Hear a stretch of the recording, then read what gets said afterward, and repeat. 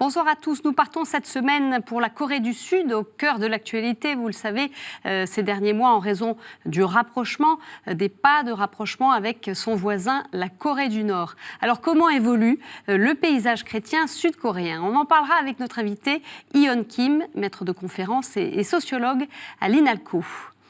Mais l'actu des églises, c'est aussi les JMJ de Panama qui approchent. On verra avec Anne Thibault, coordinatrice nationale de ces JMJ 2019, comment se préparent les jeunes Français qui feront le voyage. Et puis on apprenait le décès le 20 octobre de l'archimandrite Barsanuph, une figure de l'orthodoxie en France pour le patriarcat de Moscou. On entendra le témoignage d'un de ses proches. Mais tout de suite, quelques éléments et chiffres clés à retenir sur la Corée du Sud.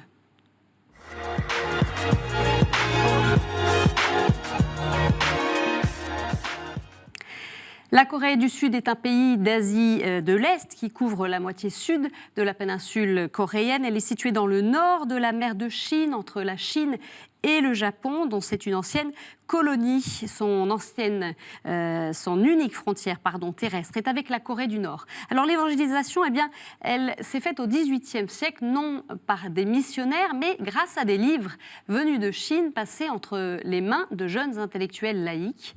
Par la suite, l'Église sud-coréenne a beaucoup souffert avec de nombreuses persécutions, des martyrs. Mais depuis une soixantaine d'années, elle s'est déployée de manière importante, même si l'on observe des signes d'essoufflement. Alors la Corée du Sud, en quelques chiffres, elle compte environ 51 millions d'habitants. Sa capitale est Séoul.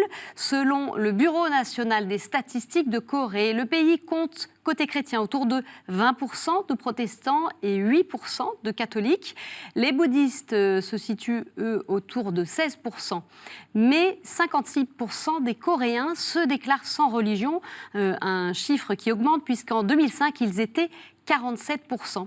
On va en parler avec notre invitée Yeon Kim, qui est donc sud-coréenne, maître de conférences et sociologue des religions à l'INALCO, l'Institut national des langues et civilisations orientales à Paris. Tout de suite, on la retrouve.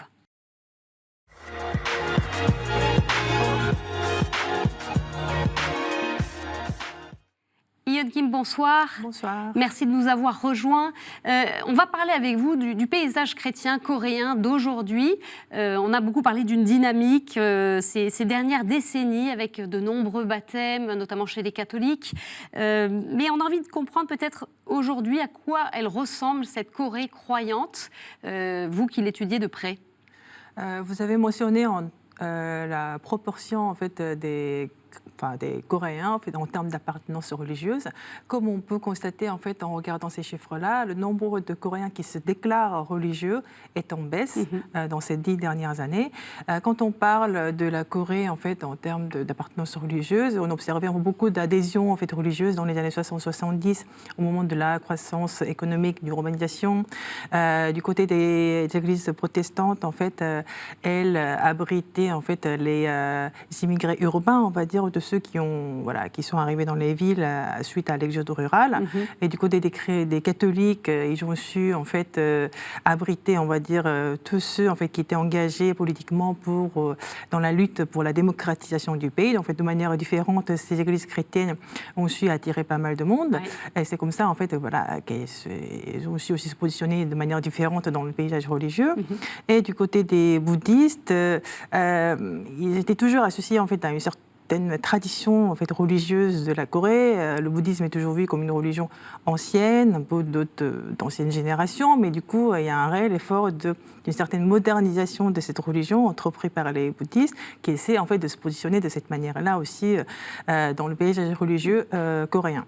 Oui, parce que le bouddhisme, n'est pas, en termes absolus, n'est pas majoritaire, puisque ce sont les chrétiens. Si on regroupe les catholiques et les protestants, c'est autour de 28% aujourd'hui, les bouddhistes 16% en gros.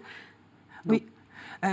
Après, ces chiffres, bien sûr, illustrent la grande tendance, mais on ne peut pas absolument se fier à ces chiffres-là, parce qu'en fait, après, encore une fois, c'est les résultats de recensement. Donc, en fait, ça dépend de comment les individus s'expriment.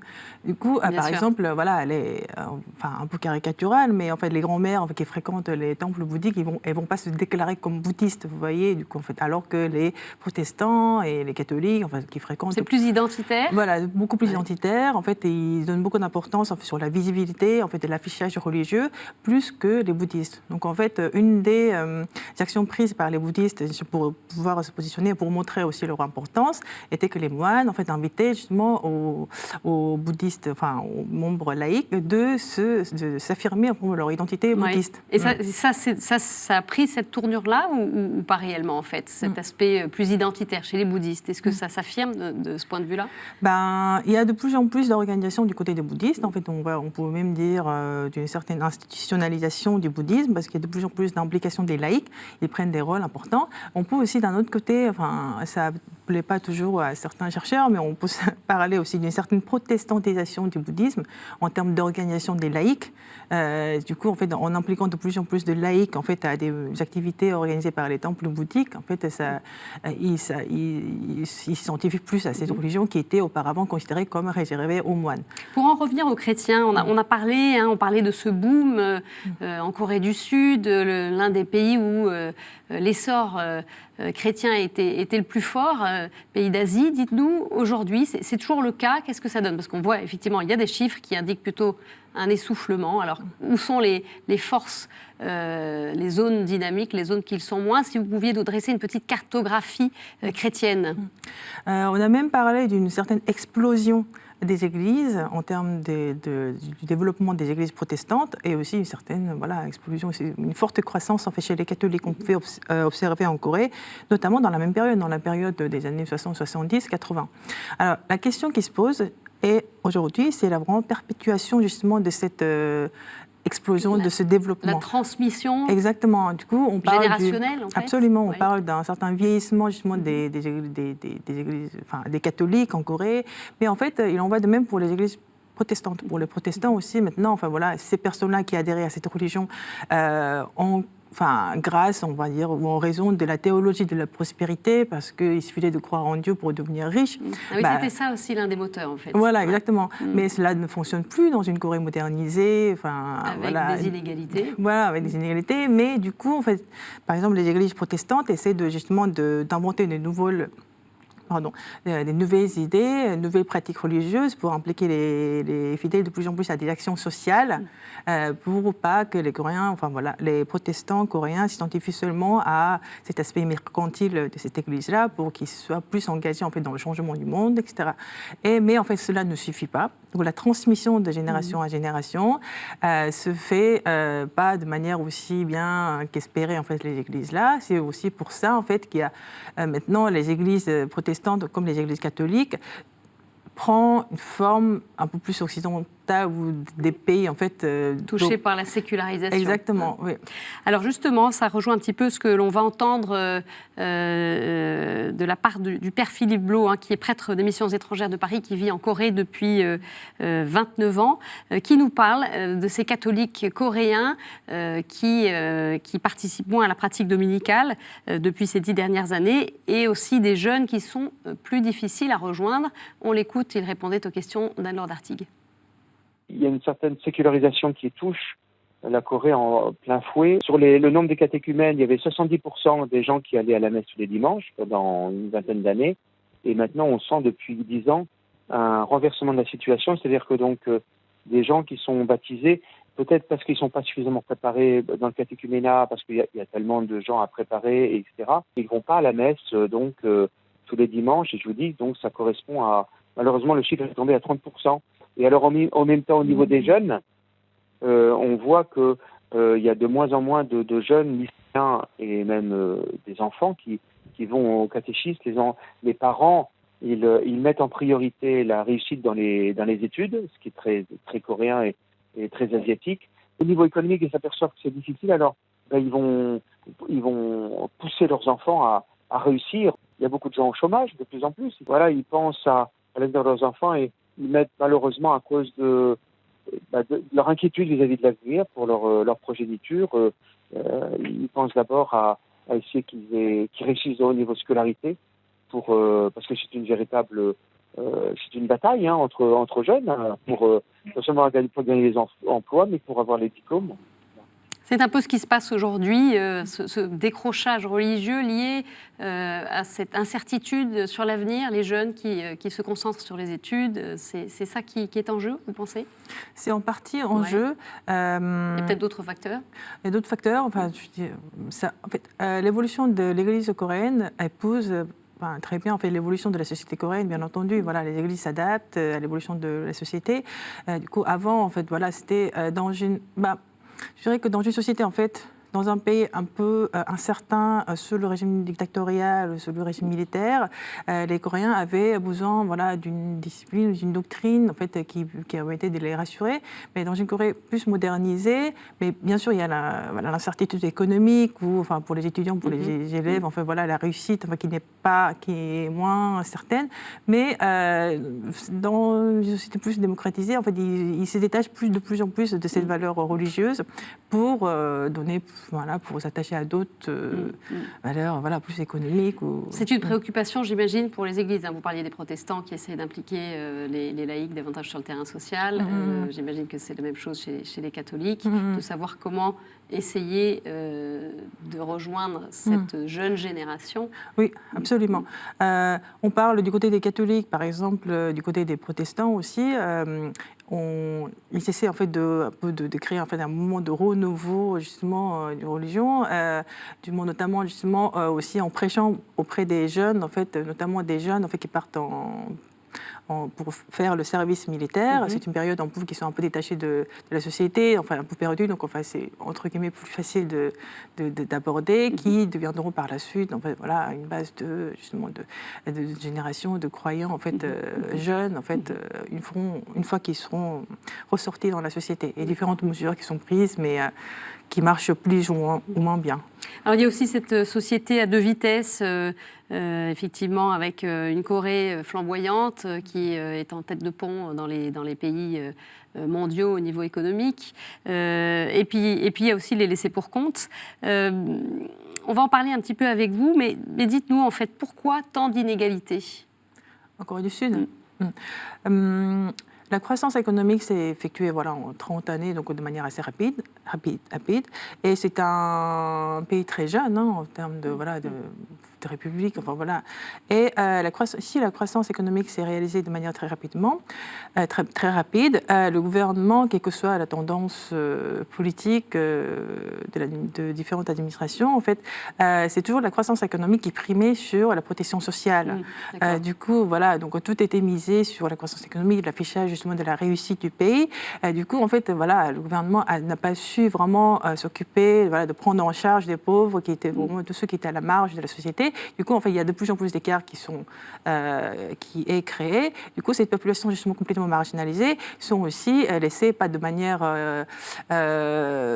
vraiment légale. Le gouvernement n'a pas confié la prise en charge de cette population à des institutions religieuses, mais au final, justement, cette prise de charge laissée par le gouvernement est faite par ces organismes-là. Et bien justement, on va tout de suite en voir un exemple avec le rôle de l'Église catholique sur le terrain social, avec l'hôpital de la Sainte Famille à Séoul, où les malades sont soignés gratuitement. Regardez cet extrait de reportage de Frédéric Jakovlev.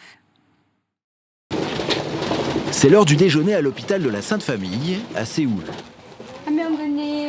A priori, un hôpital comme il en existe des milliers dans l'immense mégapole coréenne, sauf qu'ici, la qualité du soin se lit jusque dans l'assiette. Des produits frais, mangés avec le sourire. C'est assez rare pour être souligné, c'est pourtant loin d'être la seule particularité de cet hôpital hors norme. Hors norme, car ici, 80% du personnel est bénévole. Chaque année, ils sont près de 2000 bénévoles à venir offrir du temps pour les plus pauvres. Car à l'hôpital de la Sainte Famille, les soins sont totalement gratuits.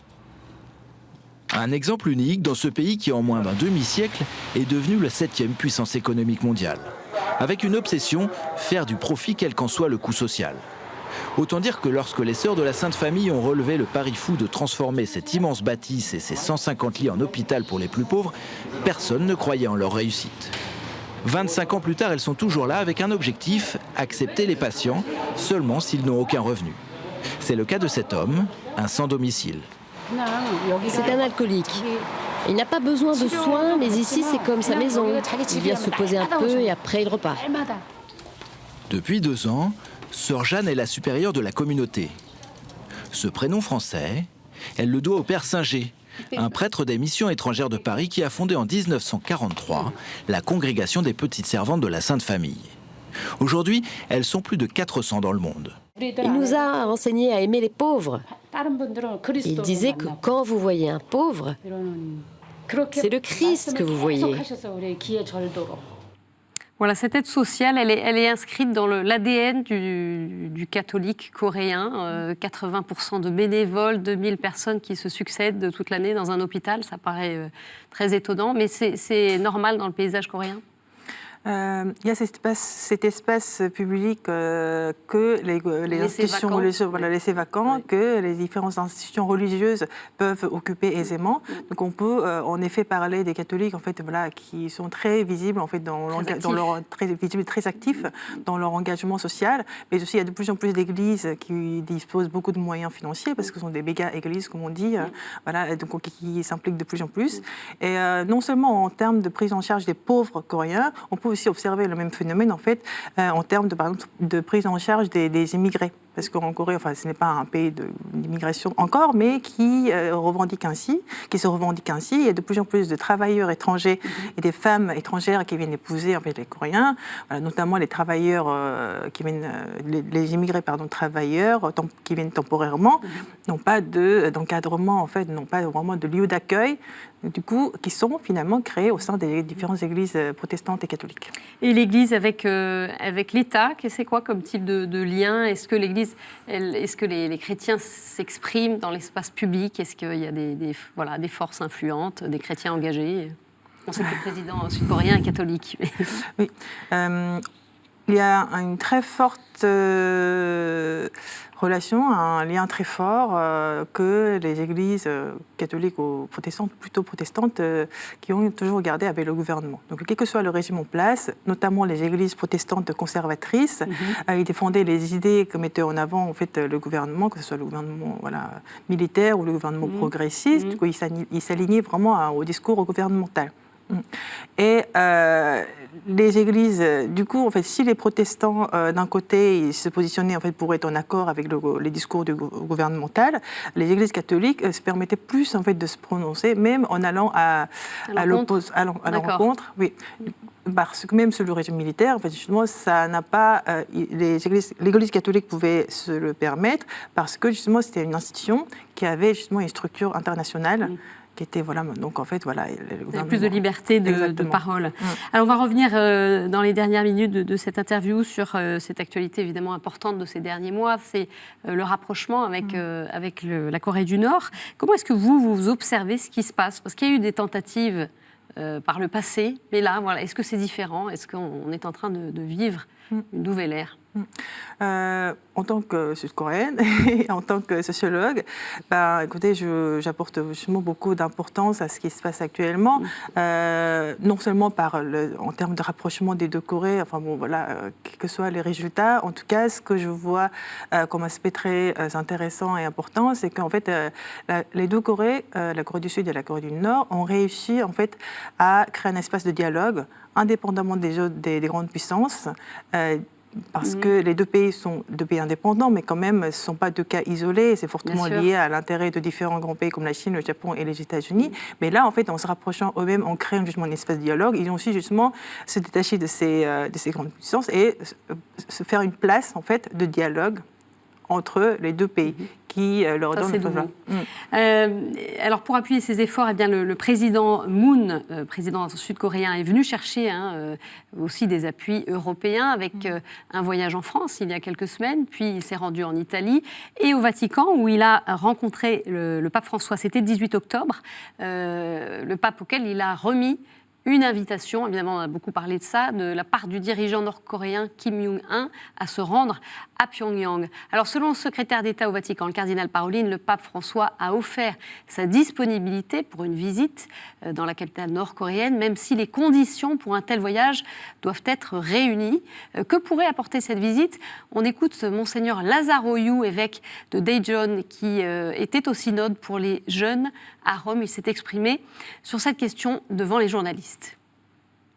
Se Papa andasse là farà un passo gigantesco, un passo qualitativo per la penisola coreana, cioè pacifica, anche Corea del Nord entra nel mondo internazionale come un paese normale. Quindi in questo senso prego a loro, anche io so che quanto Papa, Santo Padre Francesco, prega anche in varie occasioni al pubblico, ha chiesto che possa trovare una penisola pacifica coréenne.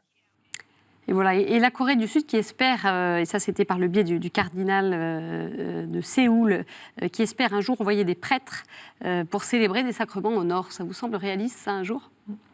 Écoutez, c'est toujours dans le discours justement des catholiques, mais cela ne me semble pas non plus impossible, parce que ça n'a pas été vraiment médiatisé, n'a pas été connu jusqu'en France, peut-être, mais il y a eu déjà plusieurs pasteurs qui se sont rendus dans le Nord, justement, évidemment dans le cadre des actions humanitaires organisées à l'échelle de leur église, et aussi qu'il y a certains évêques qui se sont rendus aussi en Corée du Nord, notamment au moment justement de la visite du président Moon Jae-in dans le Nord. Dans la délégation, il y a aussi quelques évêques qui ont accompagné le président sud-coréen. C'est important, dites-nous, essayez de nous faire comprendre, c'est quoi la contribution là-dedans, dans l'Église catholique ou protestante, dans ce dialogue, ce rapprochement avec le Nord? La contribution, écoutez, c'est déjà, ils considèrent qu'il y a déjà un lien créé entre le Nord et le Sud chez les chrétiens, que ce soit protestants ou catholiques, parce qu'en Corée du Nord, dans les années 1920, il y a eu ce qu'on appelle le Pyongyang. La ville de Pyongyang a été considérée par les Coréens le Jérusalem de l'Asie. C'était considéré comme le lieu où il y a eu l'éveil protestant, etc. Du coup, en fait, la Corée du Nord est considérée comme l'origine du christianisme. Assez naturel. Les chrétiens y sont donc favorables. Une dernière question, c'est quoi pour vous les défis pour l'avenir des chrétiens en Corée du Sud? Ce serait, comme j'ai évoqué précédemment, ce serait vraiment garder la même importance en termes de visibilité et aussi en fait, garder en fait, la perpétuation justement des anciennes générations chrétiennes.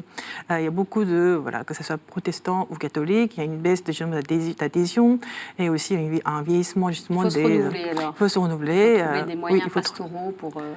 moyens pastoraux, mais aussi en fait, d'autres thématiques peut-être qui puissent plus en fait qui permettraient d'adhérer en fait aux jeunes justement à ces églises. La question des jeunes est justement évoquée dans le synode. On aura l'occasion d'y revenir. Synode des jeunes auquel quelques représentants de l'Église de Corée du Sud ont participé il y a quelques jours à Rome. Merci beaucoup Yeon Kim pour votre décryptage sur ces chrétiens de Corée du Sud que l'on va continuer à suivre.